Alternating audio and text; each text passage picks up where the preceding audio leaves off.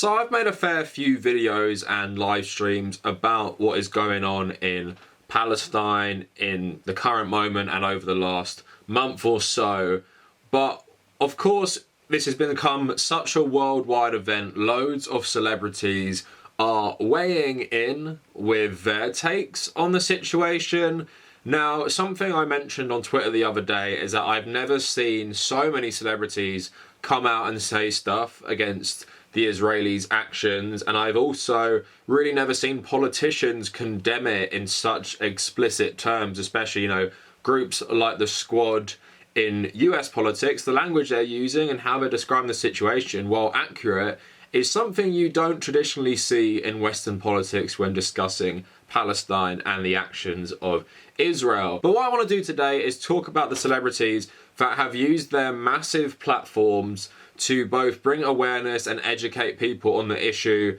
And then I also want to contrast that with some of the celebrities who have used their platform to really support what the Israelis are doing. I have one example which is just unbelievable, but of course you watched my video last week with talking about Gal Gadot and her service in the IDF. Would you believe that there is an American celebrity who actually has a worse take than that, in that they're not even trying to both sides it?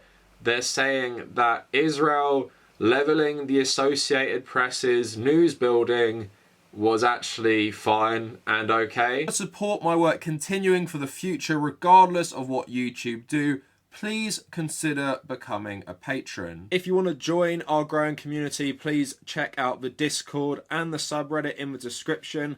And if you want to follow me personally, check out @the_Kavernacle on Instagram and Twitter. And also u/TommyCahill1995 for my personal Reddit. We're also chugging along to 35k. I think we're on 33k right now. So 2k to go until we get a new chocolate orange for the pyramid. I get one for every 5k. Also, I live stream Tuesday and Thursday, and the archives of those streams are on my second channel, the Kavernacle Extra, so go check that out if you want to see that content. Now let's start with Mia Khalifa. Now, she's been pretty outspoken on this stuff pretty much throughout the last couple years, so this is not surprising at all, but it's good to see her use her various platforms, TikTok, Instagram, and Twitter, to spread awareness and respond to some stuff going on right now. So let's just have a look at her Twitter quick, and then we're going to get into her background and why she might care about this stuff. So Mia Khalifa writes, "I don't know, man. I'm happy knowing that Gal Gadot and I have two completely different versions of the meaning of body count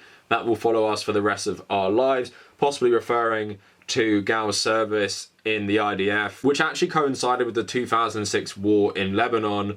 Again, I said in my other video, I don't know what her service record is, but she says she was simply a fitness instructor. Goes on to say, "You can always count on the Irish to stand against oppression and British colonialism, whose paperwork gave Palestinian away without the approval of the UN or Palestine." She's also given a massive donation to the Lebanese Red Cross recently, $20,000, and she says, "Damn right I do, thanks for the reminder, been meaning to make my monthly donation. I didn't emigrate to America to not make bank and help my home country." So apparently she said before that she does give back a lot to Lebanon, and that's why she says she still does all this work to make a lot of money so she can continue to help Lebanon. She then says, "I think it was from Anthony Bourdain's trip to Palestine on his show where someone said, 'In Gaza, you're born dead. No one is arguing.'" So if you remember that massive port explosion, I think it was last year in Lebanon, she raised a lot of money for that. So she's been doing good work, especially in regards to causes in the Middle East, specifically Lebanon. But I was interested in what her history was, because she said she's Lebanese American, and then she said she was born and grew up in Lebanon. So someone said to her, "I'm sorry girl, but this time you have no idea what you're talking about. Easy to sit in the other part of the world and to comment about things you don't even know." And she says, "You're right, I'm privileged to sleep safely in my bed tonight, but I vividly remember living through sirens, airstrikes, ground shaking, walls rattling in hideout basements, and destructions in Beirut due to unrest. I say free Palestine as loudly as I say pray for Lebanon." Now, doing some research, she was born in 1993, and she says she moved to America in 2001. So I was trying to work out what conflict this was. She's talking about Beirut. So initially, I thought it was stuff to do with the southern Lebanese army and Hezbollah, But then I looked a bit further and it seems she may be talking about this. So 1996 April, Operation Grapes of Wrath, in which the Israelis bomb Hezbollah bases in southern Lebanon, southern Beirut and the Bekaa Valley. So in the early morning of the 11th of April, Israeli aircraft and artillery began an intensive bombardment of southern Lebanon, as well as targets in the Beirut area. The declared objective of these attacks was to put pressure on the government of Lebanon so it would curb the activities of Hezbollah.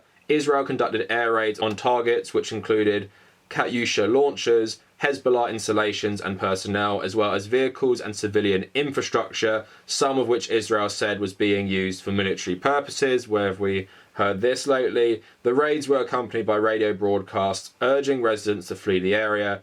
Somewhere between 300,000 and 500,000 people did so. So Israel also blockaded the port of Beirut, and near Beirut, a Syrian military post was bombed on the 12th of April by Israeli aircraft, resulting in the death of 1 soldier and injuring 7 others. On the 14th of April and 15th, the Beirut area electric power stations at Damu and Baslim were attacked. So I was researching this stuff and she hasn't spoken about what conflict, but she would have been about 3 years old then. So my earliest memory is about 3 years old. So I wouldn't put it past it being this actual operation by the Israelis. So that might explain why she has this certain view towards the Israelis, because if you actually look at her history, it doesn't necessarily mean she would be anti-Israel. And this even goes to her family. So she has a tattoo on her arm of a cross. And in an interview about 4 or 5 years ago, she said she has the opening line of the Lebanese national anthem and a tattoo of the Lebanese Forces cross, which she said was to show solidarity with my father's political views after a bombing in Lebanon in 2012. And this is an interesting wrinkle to her advocacy for the Palestinians, in that the Lebanese forces were Christians and they were Lebanese Catholics who had often sided with the Israelis, including in 1982. And there's a film called Waltz with Bashir, where it's about an Israeli veteran talking about his experience in this war, in which him and other Israelis watched the Lebanese forces conduct a massacre. So the most well-known of these atrocities was the Lebanese forces massacre of hundreds, possibly thousands, of Palestinian refugees in the Sabra and Shatila refugee camps in West Beirut in September 1982. The Israeli military, which was backing the Christian militias, was present but did not intervene to stop the bloodshed. And that was the massacre that is in the film Waltz with Bashir. And then also, a lot of these people went to work in the US afterwards. So top Romney advisor tied to militia that massacred. So there's a guy who went on to work for Romney who was actually part of his forces as well. So it's an interesting wrinkle there that you have Mia Khalifa's father being tied to this group who massacred Palestinians in 1982 and was generally, you know, fighting against Muslim groups, including like Hezbollah, in various other conflicts in the region. And she's even got a tattoo of it, but she's a big advocate for the Palestinians. But of course we don't know what her father did.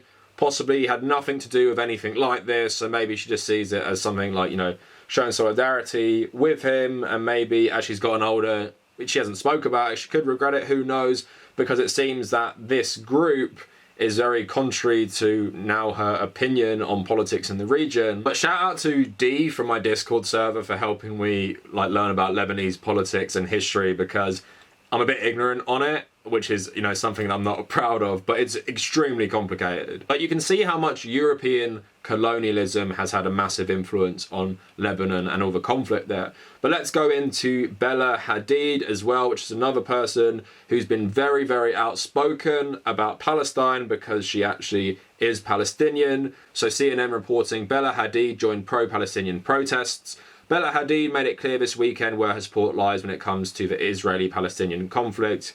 I don't really like that framing, but the supermodel shared photos and videos on her verified Instagram account of her pro-Palestinian protest in New York. She says, "The way my heart feels to be around this many beautiful, smart, respecting, loving, kind and generous Palestinians all in one place. It feels whole. We are a rare breed. It's free Palestine till Palestine is free." I mean, if you go on her Instagram as well, she also talks about her family. But here's a picture of her grandparents, I think. She says, "My Tita and Jido's wedding in Nazareth, Palestine in 1941. Karia Daha Hadid granddaughter of the Prince of Nazareth and the ruler of Galilee, married Professor Anwar Hadid from the Hadid quarters of Safad, Palestine, of a prominent Al-Hajj and Sheikh Mohammed Hadid of Safad. Together they had 8 beautiful babies, my aunts and uncles, including my Baba Mohammed Hadid, bottom right, my uncle Mahmoud in his arms, and my Tita, far left, with 8 children under the age of 15, who were taken out of their homes in Palestine in 1948, becoming refugees in Syria, then Lebanon, then Tunisia. I love my family, I love my heritage, I love Palestine. I will stand strong to keep their hope for a better land in my heart, a better world for our people and the people around them. They can never erase our history. History is history. And this person has like 42 million followers. Like, this is such a great use to educate people on this issue. So she wrote another post saying, 4 years ago, it's always been free Palestine, always. I've had a lot to say about this, but for now, please read and educate yourself. This is not about religion. This is not about spewing hate on one or another. This is about Israeli colonization, ethnic cleansing, military occupation and apartheid over the Palestinian people that's been going on for years. I stand with my Palestinian brothers and sisters. I will protect and support you as best I can. I love you, I feel for you, and I cry for you. I wish I could take away your pain, the pain of a father not being able to hug his wife or babies again, of a mother who's had to bury her child before she sees the chance to watch them grow, of children that are future artists, doctors that will never be able to get the education or attention they deserve, to the Titas and Gidos that have built homes for their families. I have been told my entire life that who I am, a Palestinian woman, is not real. I've been told my father does not have a birthplace if he is from Palestine, and I'm here to say Palestine is very much real and the Palestinian people are here to stay and coexist as they always have. And we always come together as a family, always. So for someone with that sort of following and, you know, real fame, to say stuff like that is so important, I think, to humanize what is going on to this group of people. You know, she's talking about her family who, you know, had this wedding in 1941 before Israel was a state, and how they lost their homes and became refugees, and really showing people their humanity. Because, like Tamor said in that video I made on Monday, the way Muslims and Arabs and people in the Middle East are often depicted is in a way that dehumanizes them, and we can't sympathize with them. And I think that has a lot to do with also a lot of the Western support for Israel, because it seems more familiar to us and more like westernized, whereas Palestine and scary Hamas seem just like the standard Islamic terrorists we've been seeing throughout the war on terror. But then just quickly list off a couple other celebrities and prominent people who voiced their support. So Malala says, a Palestinian child should be sitting in a classroom, not in rubble. World leaders must act immediately to protect the human rights of Palestinians. Zayn Malik says, I stand with the Palestinian people. My heart aches for the families who have lost loved ones. We cannot stand silent witnesses to children being orphaned and murdered and not demand the human rights of all Palestinians. This must end. Free Palestine. Susan Sarandon saying, standing in solidarity with the Palestinian people who are facing ethnic cleansing and being terrorized at the hands of the Israeli government and Jewish settler organizations. The world is watching. Ilana Glazer saying, I know that being critical of Israel is not anti-Semitic. I know as a deeply proud Jew that my criticism of Israel is actually really Jewish because it is with truth-seeking intentions. Mark Ruffalo saying, over 30 children killed, mothers dead, hundreds injured. We are on the brink of a full-scale war. Sanctions on South Africa help free its black people. It's time for sanctions on Israel to free Palestinians. Join the call. So we're going to get back to Mark Ruffalo and contrast him to like Chris Evans. But also footballers have been talking about this stuff a lot. But it's of course sad to see, like with anything, the only footballers who are talking about this stuff are mainly Muslim footballers. Like no white footballers, haven't seen any Irish footballers, which is disappointing as well, since Ireland has, you know, traditionally been very good at standing with the Palestinians. But here's Paul Pogba and Ahmad Diallo, a new signing from this season, holding the Palestinian flag after their last home game of the season. And also, Leicester won the FA Cup last week, and Wesley Fofana and Hamza Chowdhury got out a Palestinian flag, just a massive deal on TV everywhere. And there's a nice bit of poetic justice in that the owner of Chelsea is like one of the biggest funder of Israeli settler groups. So just getting into this. So leaks show Chelsea owner Roman Abramovich funded Israeli settler group.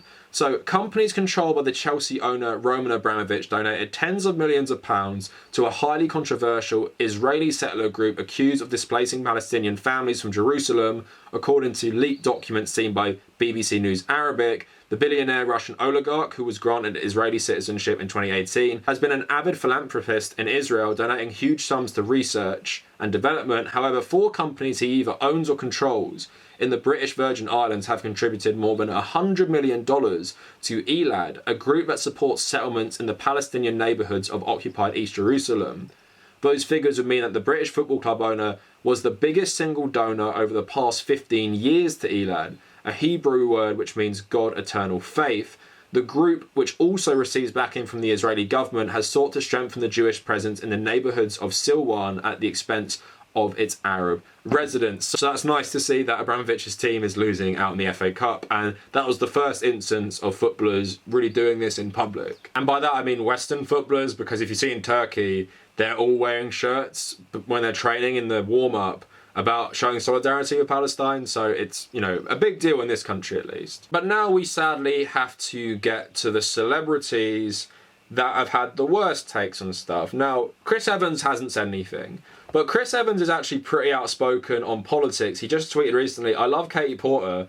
Also, the greed of Big Pharma is shameful. We all agree on that, right?" So he talks about politics, no problem, and I wrote underneath, "Now, what are your thoughts on Palestine, or is there another Israeli propaganda film you've got to audition for?" Now, if you guys don't know what I'm talking about, so he made a film called The Red Sea Diving Resort, which came out about 2 years ago, and he says here, "Captain America, passionate about role as Israeli agent," says Netflix, and he said, "He was very passionate about doing this movie. He read the script and sought me out. He gave it his all, every minute of every day, working very hard to elevate the role I wrote." And basically what Chris Evans does in this movie is he plays a Mossad agent who helps with the Ethiopian airlift. And if you guys don't know this, during the Ethiopian famine, which was happening during the Ethiopian civil war, there was a group of Ethiopian Jews and the Israeli government airlifted them out of the conflict zone and took them to Israel. So it sounds like maybe a nice story on its surface, but Ethiopian Jews have faced a lot of discrimination in Israel from even the Israeli state who took them there in the first place,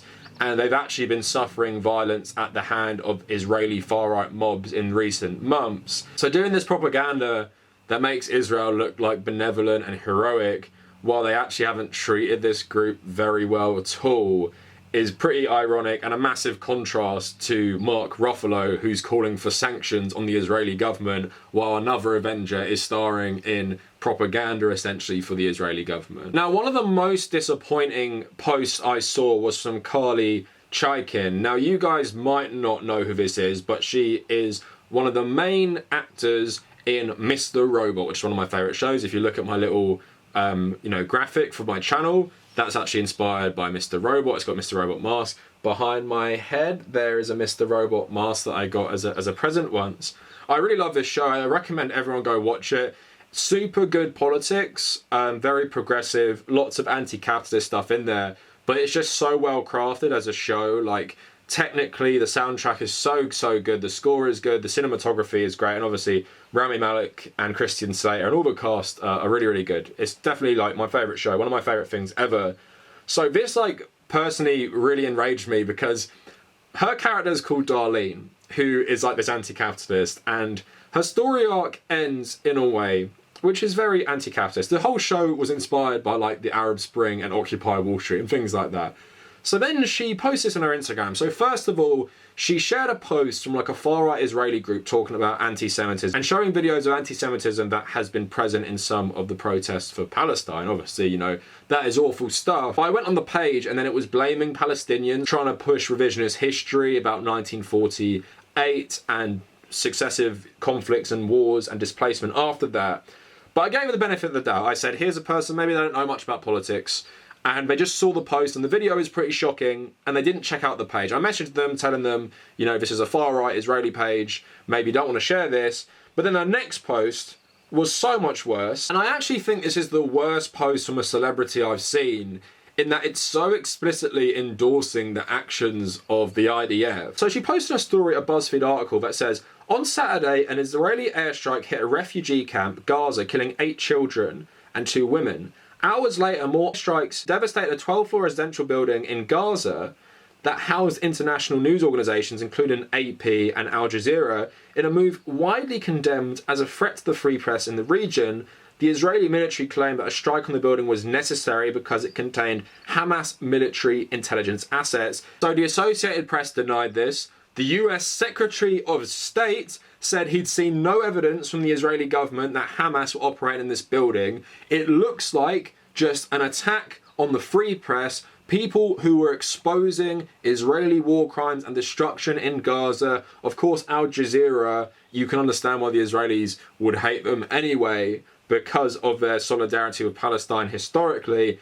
But then Carly writes this, BuzzFeed, I'm incredibly disappointed that you left out the part of the story where Israel called and told them to vacate the building, as well as telling the terrorists to leave the building so no one got hurt. Therefore making it crystal clear the intention was not to hurt journalists and had nothing to do with wanting to silence the press. It's very misleading and perpetrating an anti-Semitic narrative. But the fact that she's trying to defend Israel flattening this building. So let's get into it. So Israel warned them they were going to do this. They gave them an hour warning. And then they flattened these people's places of work. So how much stuff can you get out in an hour of a news building? I bet they couldn't get everything. Maybe not even the majority of things. Imagine if another country said to you at your workplace, Carly and other people who support this stuff, get out of the building in 1 hour, we're going to bomb it and flatten it.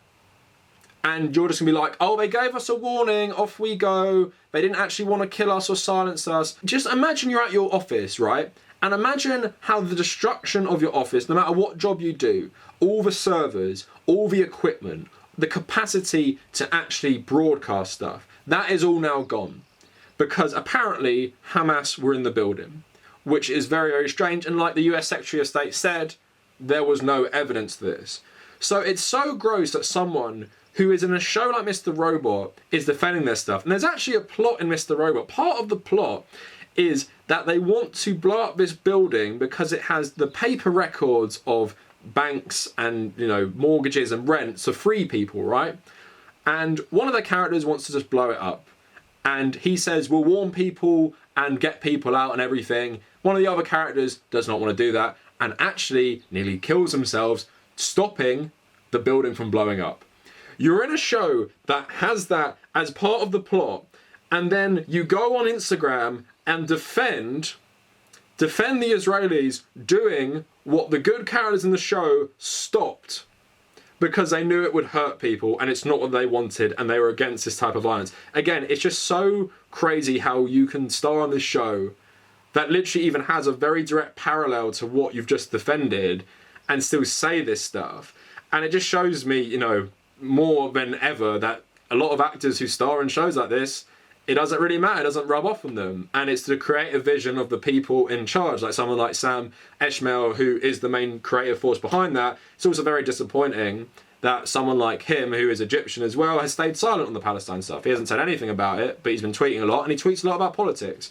So this was the most disappointing one to me, and just like blew my mind. And also, she has not said anything about what Israel have done to Gaza in general. She's just been complaining about this sort of stuff. And I get how awful it is to see what is happening with some protests and some of the anti-Semitic language, you know, people are using. But this is just insane trying to defend this stuff. How can you say that flattening the main headquarters of the two news groups that cover the region is not an attack on the free press? It's just disgusting. This is literally one of the worst things I've seen from celebrities about this whole thing. And just to make it clear, this person's politics might be pretty problematic. Last year, she got massively ratioed on Twitter because the only thing she said about Black Lives Matter at one point was stop burning down Target and stop destroying, you know, these big corporate shops. That's literally the only thing she said. And everyone was ratioing her, say like, how can you be a Mr. Robot and this is the only thing you have to say about Black Lives Matter?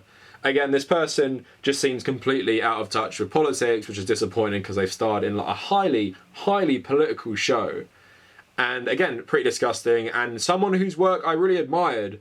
And it's always sad when it comes out they're total trash. Like, even in Gal Gadot's post, she is saying like she's praying for the region and peace in the region. And although it makes it seem like a war, a conflict, it's more ambiguous. And this is someone who served in the Israeli army, and they're more ambiguous than you in their support for Israel.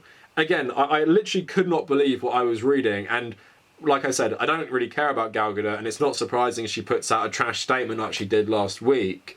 But when it's someone you actually like, and I guess the lines between her character and her personally are kind of blurred, and even her performance, she's very like her character in the show. But just to remind people of the Gal Gadot thing, she said, "My heart breaks, my country's at war, I worry for my family, my friends, I worry for my people. This is a vicious cycle that has been going on for far too long. Israel deserves to live as a free and safe nation, our neighbours deserve the same. I pray for the victims and their families, I pray for the unimaginable hostility to end, I pray for our leaders to find the solution so we can live side by side in peace, I pray for better days." Do not agree with that statement, doesn't even mention Palestine, makes it seem like this is some equal conflict between two equal world powers, instead of what it is it's a result of months and months and even years going back to the Trump administration of Israeli settler colonialism just getting worse and worse and worse, and this ramping up and up with the far-right government in Israel right now, and obviously Netanyahu has very political reasons to do this stuff. But again, how Carly Chaikin can have a statement worse than that, worse than someone who served in the Israeli army, who was born in Israel, and you're the one defending Israeli war crimes, Israeli destruction of Gaza. Again, just totally disgusting and really like unforgivable in my mind. Like, I'm never gonna like this person again, because it's just like how you can see the videos, how you can see these buildings going down. You can't even imagine it happening in like a Western country, right? I've used a comparison. Imagine this happening in Belfast like tomorrow, or even like 20 or 30 years ago. Imagine hydrojets like flattening tower blocks, Catholic Irish in Belfast. Imagine them destroying news outlets in Belfast to stop the covering of the British war crimes there. Again, I just don't understand how you get to this conclusion, but this has been a very revealing process for a lot of people. The good part is the conversation has shifted so much, so many people can come out in solidarity with Palestine, but in that context, it's also a massive mask-off moment for a lot of people and a lot of celebrities who can see what is going on and choose the Israeli side. And like I said in previous videos, the whole issue between this whole region, very complicated, complex.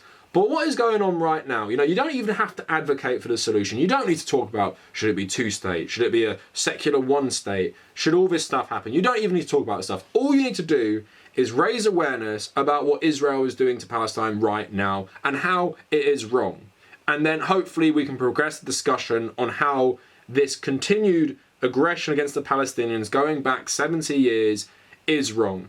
But you do not need to come up with a solution. You do not need to know everything about this. All you have to do is be a decent human being, watch the coverage, watch what's happening, and you can see who the aggressors are. And some people are getting funny about me on this. Of course, it's awful what is happening to Israeli civilians who have suffered in the conflict. Israelis don't all want this conflict to happen. There are left-wing Israelis. There are Israelis calling for an end to this stuff as well. I don't want civilians to suffer because they always suffer in wartime. But we all know who the aggressors are. It's the Israeli government. It's the Israeli military. It's these settler groups which are backed by people like Abramovich. And the Palestinians are the oppressed. They're the people suffering. They're the people who not only live in brutal, awful conditions, they're also being bombed with no protection. In Israel, they have Iron Dome and they have bomb shelters. Palestinians don't. You have loads of anecdotes of people just in their apartments and saying that they're just staying with their family because they want to all die together if they have to die. This is what is happening in Gaza right now. And for people like Carly Chaikin to say that, like, the Israeli response is justified, it's totally disgusting. And to a broader point, Gal Gadot's post is extremely tasteless and obviously extremely biased, but credit to all the people like Khalifa and the Hadids and everything for really helping to educate people on these issues and really helping to spread awareness on their massive, massive platforms, which of course could have a great personal consequence to them. Also, go to hell other people like Chris Evans and all the people generally who have stayed silent, people who are worried about their careers, games journalists, media personalities, even supposed left-wing political streamers and YouTubers who haven't said anything. Like, there's something wrong with you if you think you can be a leftist and not talk about this stuff when it's the most relevant news topic in the world right now. And which side you take just shows your politics definitively. Anyway, let me know what you guys think down in the comments. Follow me on social media at the Kavernacle on Twitter and Instagram. If you want to join our communities, Discord and subreddit in the description as well. If you want to support me on Patreon, check out the Patreon. And if you made it this far, thank you for watching.